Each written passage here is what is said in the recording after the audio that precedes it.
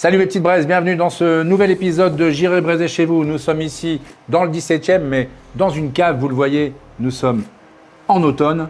Nous allons cuisiner la saison. Il y aura des champignons plutôt que de la viande. Ça va changer. Nous sommes donc dans le restaurant Petit Gris, dans le 17e, chez Jean-Baptiste Assionne. Et nous allons braiser, fumer, boire et manger et déguster.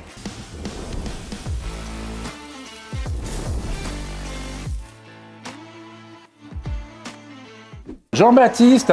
Xavier. Alors là, je ne vais même pas surjouer l'étonnement parce que je ne sais pas vraiment ce qu'on va faire. Bon, je devine un peu là quand même. Je te vois arriver. On est en pleine saison. La belle saison des cèpes. On est en pleine saison des cèpes. On les prend chez Terroir d'Avenir. Ouais. On a une petite andouille de guiménée, des petits pignons torréfiés.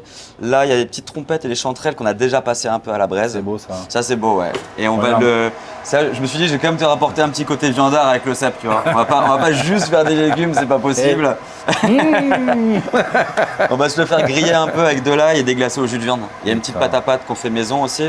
C'est pour faire un peu une raviole ou... Ça va être pour faire un petit voile de pâte, tu verras, qui va venir se poser dessus. Magnifique. Et les cèpes, en ce moment, ils sont magnifiques. Magnifiques. Ouais. Il n'y en a pas un, hein. Et en plus, je ne les ai pas forcément sélectionnés pour la vidéo. Hein. Ouais, c'est ce qui est... Là, il y en a un. Bon, on va le manger. Voilà, on va quand même le manger. Mais... C'est ce qui reste de hier soir. C'est ce qui reste de soir. Ouais. J'ai cru comprendre qu'il y avait soirée 7. C'est exactement le thème. Du coup, pour la recette, on va utiliser un petit peu le barbecue derrière. On va juste faire poêler rapidement à la braise les petits cèpes avec huile d'olive. Huile d'olive, sel, poivre, on va les couper en petits morceaux. Pas trop fin, j'aime bien quand il y a de la mâche. J'ai l'impression qu'on fait de la pub pour Terre d'avenir à chaque fois qu'on ouais, filme. c'est pas faux. Ouais. Jackie Ribot, il nous encensé. Samuel, si tu nous entends, tu peux nous sponsor. On t'aime. Toi, tu as un coco. Un petit coco Kamado. Dont tu te sers pour braiser et fumer. Ouais, braiser, fumer, toutes nos viandes elles y passent. Les poissons, si c'est des poissons qui peuvent se tenir en cuisson, ils y passent. Et les légumes, 90% ils y passent. Tu fumes au foin du coup On fume au foin. Après, moi je vais beaucoup à l'île de Ré, tu sais, donc je ramène les pommes de pin, je ramène des copeaux, des trucs comme ça. Là derrière, on a un stock de pommes de pin. Et j'aime bien fumer un petit peu avec les pommes de pin. L'île de Ré, tu fais aussi un peu de coquillage À l'île de Ré, on fait coquillage, on fait les moules, tu sais, tu connais les mouclades ou... les éclades. Avec les épines de pain dessus, ouais. Tu fous le feu, elles s'ouvrent toutes seules, c'est incroyable. Et tu verrais, toi, tu serais ravi, dans mon jardin, il y a un smoker, un gros barbecue, un petit barbecue. Eh ben on va venir. Eh ben c'est parti. Hop, tu me suis? Ouais. On enfonce dans le coco. On enfonce dans le coco. Ça va assez vite. Les gens ils utilisent souvent leur coco ou leur barbecue quand la fumée elle est assez épaisse. Mais quand elle est épaisse, ça veut dire que c'est encore trop humide à l'intérieur. D'accord. Quand tu as une fumée qui est translucide, ça veut dire que c'est prêt à être utilisé. Ah ouais. C'est comme pour les papes. Quand la fumée elle est bonne, c'est qu'ils vont nous filer le nom. On va ouais, oui, voilà, c'est ça. Pendant que ça cuit, on se prend la petite andouille. Ça normalement c'est pas à la carte, mais bon, je me suis dit vraiment qu'on allait mettre un petit peu de. C'est en supplément. Un petit peu de viande pour nous quand même, quoi. Et donc, toi, tu as commencé à travailler à l'île de Ré ou... Mon premier stage de cuisine à 13 ans, c'était à l'île de Ré, au Chasse-Marée. Et comment à 13 ans on se dit je veux être cuisinier déjà? Écoute, c'est un vrai choix, toi. J'adore manger, ouais. J'adore les moments à table, j'adore le... Et t'as voulu faire ça tout... Ouais, bon, en fait, j'étais pas mauvais élève, j'étais très bon élève. Ouais, mais par contre, moi... Oui, non, mais souvent, tu vas faire plombier, chaudronnerie ou... Ouais, c'était pas du tout ça. C'était plus le fait que... un choix, quoi. Franchement, c'était un choix. J'arrivais pas trop à rester assis en cours, ça me saoulait. J'ai toujours été très bon à l'école. Tu vois, le but, c'est de récupérer ce petit côté un peu grillé. D'accord. Je veux vraiment qu'on le sente un petit peu. Et on va pas aller beaucoup plus loin parce qu'ils sont presque prêts, là. Il reste de la texture. On va mélanger avec nos petites chanterelles qu'on a ici. Et toi, tu dis c'est bien d'avoir vécu... la brasserie et les étoiles. La brasserie, les étoiles. Les deux, quoi. Parce qu'en fait, tu prends un petit peu tout ce que tu veux dedans, quoi. Donc, le côté brasserie, tu vas apprendre à envoyer 200 couverts en étant carré. Le côté palace, tu vas apprendre à travailler avec une brigade de 25 personnes, un peu te taire. En écrivant les recettes. Voilà. Mais là, ce qui m'avait choqué, c'est que quand j'ai démarré au Prince de Galles, j'avais une recette pour faire de mayonnaise, tu vois. Et je trouve ça super bien, c'est normal parce qu'il faut que ce soit carré, que tout le monde fasse la même chose, il faut que ce soit ordonné. Putain, j'avais 18 ans, une fiche technique pour faire une maillot, moi j'étais en mode bon, 2 grammes de vinaigre, bon, et hop là, t'as vu, c'est bon. Alors on a loupé une séquence qui est Top Chef en 2015. Ouais, Top Chef en 2015, joli tremplin, ça m'a apporté beaucoup de confiance en moi, c'est top, ça m'a permis de sortir un petit peu de la masse. Surtout devant le banquet aussi, non? La confiance un peu plus. Ouais. Sur le fameux business plan. Sur le business plan, c'était pas mal d'avoir fait Top Chef. On a ouvert, ça a très vite 2019, fonctionné. ouais. Ça a très vite fonctionné. J'ai la chance d'avoir eu l'aide d'Hugo Emilio aussi, qui a vraiment Oui, qui t'a mis. beaucoup été là pour moi, Ouais. qui m'a mis la dotation jeune talent. Ça aide aussi. Ouais. C'est énorme, tu as une bourse de 30 000 € pour t'aider à ouvrir avec plein de choses. Tu as des fournisseurs qui sont là pour t'aider avec l'eau, avec le vin. Donc c'est pas de l'argent qu'ils te donnent, mais c'est des sponsors pour 30 000 €. Donc là, on a. Nos petits cèpes, nos trompettes, nos chanterelles, nos petits pignons, l'andouille qui est en train de terminer de griller sur la petite plaque. On va la déglacer avec notre petit jus de viande. Vas-y. T'as vu comme il il est bien à concentré. la laque. Hop, on a avec ses vins d'eau. Magnifique. On se prend notre petit jus. Hop là. Hop, on va ici. Et on va par ici. Pas les résumer où tu étais très, très axé produit. Très axé Sur le produit. produit On et, a un joli travail de sourcing ici. J'ai pas envie de mettre 15 000 éléments dans une assiette. Parfois, je me fais bien chier comme la Saint-Jacques, tu vois, où on fait plein de petites choses. Mais si tu réfléchis dans la Saint-Jacques, il y a la Saint-Jacques, le topinambour et du piment. Donc en fait, tu prends un produit Et tu le et tu fais tout ce que tu peux avec. Donc c'est comme ça que tu définirais ta cuisine Produit, sur le produit et justesse du goût et produit. j'aime ma compatriote Ouais. brésilienne. Exactement. Ah, tu connais déjà tout, toi. Ah ouais. Tu débauches pas. En Hein. portugais? Ah, c'est vrai. Tá tudo bem? Tudo bem. Tá tudo bem aqui? Tout ce que je connais. Ele falou que todo mundo tá super bem, que ele é muito gente boa. É verdade ou... Je sais. Voilà, tu vois, c'est le moment. On où va moi- couper, on va... Mais tu sais quoi, je vous laisse, les gars. On passe au dressage. Hop. On se démarre. Là, on dresse. On dresse. Donc là, il y a les petits cèpes, les chanterelles, les trompettes. On met tout ça comme un petit nid. Juste là. Ah oui, juste pour la liaison. Notre petit jus de viande avec l'andouille. C'est un peu comme un œuf meurette, mais... Ah ouais, Déstructuré, 2.0. comme on quoi. dirait dans- Il n'y a pas de vin en soi. donc, Ouais, c'est vrai. Là, il manque le bourgogne. Et là, on se met Voilà. la petite pâte à pâte sur le dessus. Et c'est vrai que l'œuf avec les champignons, c'est Ça fonctionne super bien. très avec bien. les petits C'est pignons la et protéine tout, qui ouais. va bien. Donc là, c'est les poudres de persil. Merci. Ah ouais, on est dans les bois là. Franchement, Oh là là. là, il n'y a pas de mensonge. Hein, Et donc là, tu as une assiette qu'on a à la carte du resto. Poêlée de champignons sauvages. Beau dressage sur du... C'est du foin, non? Ouais, c'est du foin en dessous. Tu peux mettre un petit coup de chalumeau en dessous. Faire un peu de pestac. Vas-y. Voilà, c'est bon. Ça, t'as aussi l'odeur, tu vois. Ah oui, c'est mieux que la neige carbonique des années 80. C'est plus. Ouais, c'est un peu mieux, ouais.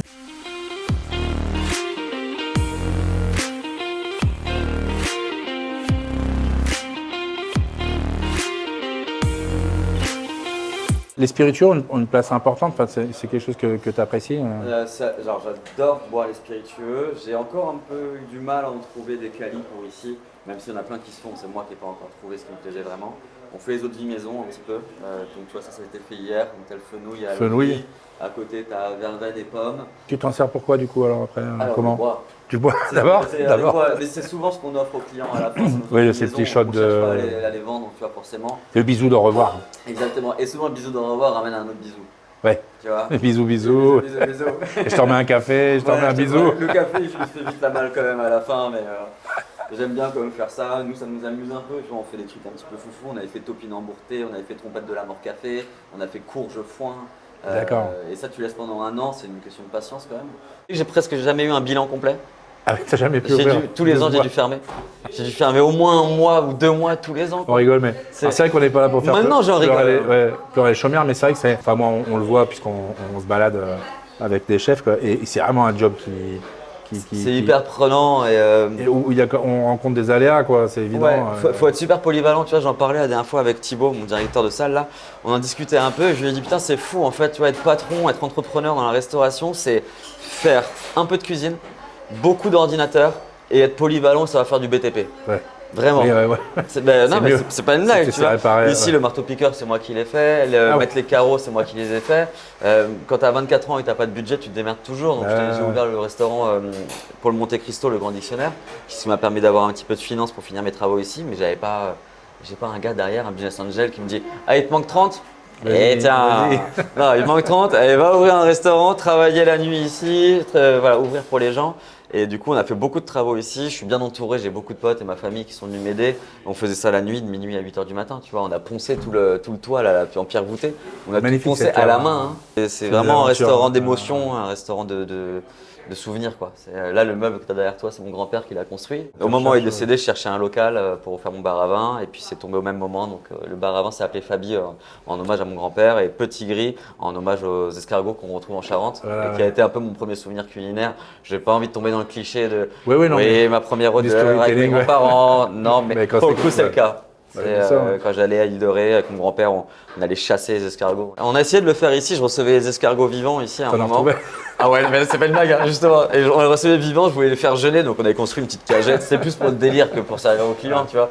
On avait fait une petite cagette et tout, on le faisait jeûner. Et tous les matins, on arrivait à peu près 10 minutes à l'avance, c'était la chasse aux escargots dans le restaurant.